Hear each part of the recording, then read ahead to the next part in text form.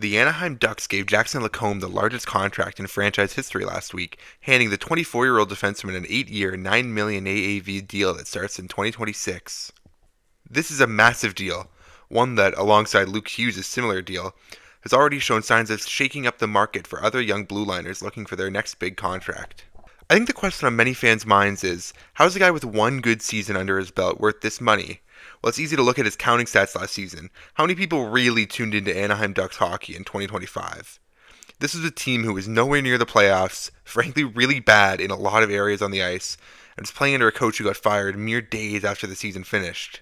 That being said, if you did happen to flip on a Ducks game in 2025, you surely drew the same conclusions as me. Jackson Lacombe is legit. Lacombe's breakout 2024-25 campaign was an instant, but there were some very small indications of it during training camp. He was practicing on the power play units, and reports suggested he'd impressed teammates and Ducks staff. He played the best out of the myriad of young Ducks blue liners and earned a decent role to start the season.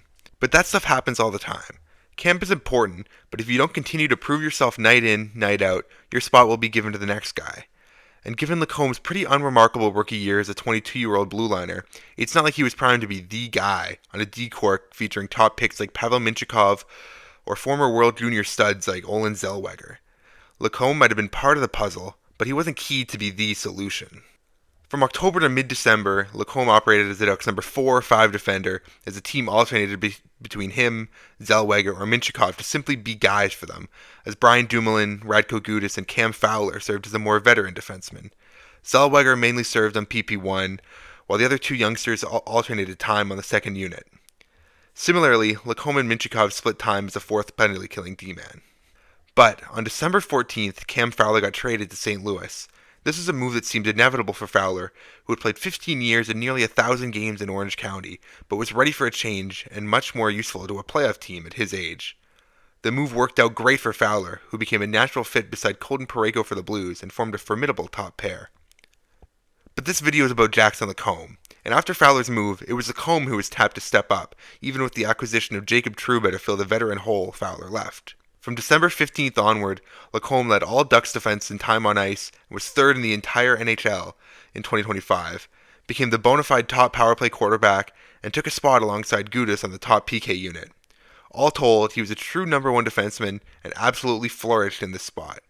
In the same post-Fowler time frame, Lacombe posted sparkling underlying numbers, particularly in relation to the rest of the team. He was over 50% in expected goals percentage on a team who hovered much closer to 45% all year. At 5-on-5 across the whole season, Gudas went from a 50.49 expected goal share with Lacombe to a 42.79% share with any other partner, which is about in line with what the rest of the Ducks looked like without Lacombe on the ice. The discrepancy in these numbers showed just how much Lacombe tilted the ice for the Ducks in his minutes, even on a very weak roster. This kind of jump in teammate numbers simply when they're playing with him is indicative of a strong driver of play, and is a similar effect to what many other elite number 1s can do for their teams. The counting stats are also in favor of Lacombe. 8 goals and 25 assists after the Fowler trade give him 33 points, good for a tie but for 14th among D-men in points in that time frame. Add that stat to just even strength points, and his 25 points from December 15th onwards put him 5th among D-men, behind only Zach Werenski, Rasmus Dahlin, Cale Makar, and Lane Hudson. Pretty good company. So, the macro numbers say Lacombe was just as strong as anyone in the last 50 games or so of last season. But what does Lacombe do that makes him so good? The simple answer is just about everything. This chart, created by Jfresh using data from all 3 zones of top-down hockey, shows Lacombe's domination across the ice. Most notably, he was an absolute monster in transition, being in a percentile range in the high 90s for just about everything in terms of exiting the D zone and entering the offensive zone with a puck, which is a tell on why the chances are much more in Anaheim's favor with him on the ice. Offensively, he ranks highly in shot assists, chance contributions, and chances of his own, while defensively his stopping ability off the rush is elite and he's shown strong with puck retrievals. The tape shows the same thing, and while I won't venture too far into the video here since this video has been long enough already, I will go over some clips from what was his best game of the season, and probably one of the best games any defenseman played across the entirety of the 2024 campaign. You can see it across these clips where Lacombe will be matched up mostly against McDavid and Draisaitl, and he's able to stop the play, he's able to start quick transitions the other way, he's able to use his skating to jump up and into the play. There's a bunch of times where he's He's the one just driving the center of the ice. He's controlling the play. It's an impressive skill set in a big game, and obviously it's not always the greatest idea to evaluate guys based on their best performances all the time because it's easy to pick out, them playing well in a game where they played well.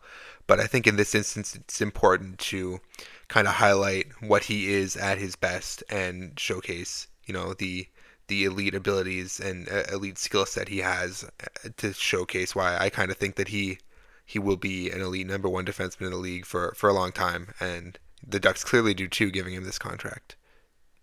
The main detractors of Lacombe are a little worried about his ability to replicate these results, especially now under a different coach, even if Joel Quenneville is known for developing blue liners. There's also a question on whether he's really the answer in the power play, considering the Ducks ranked dead last at a horrible 11.8% last season. But my answers are simple. He's shown too much at this age to simply fall off, and it shouldn't matter if he's sixth on the top power play or not. If Zellweger or Minchikov can take over the top unit, it takes pressure off Lacombe to put up these points and lets him flourish at 5-on-5 even more. Also, with any long-term contract in today's age, the skyrocketing cap environment will mean $9 million against the cap will equal out to less and less each year. In short, Jackson Lacombe is already a premier blue liner in the National Hockey League, and this contract will make sure he'll be that in Anaheim for a long time.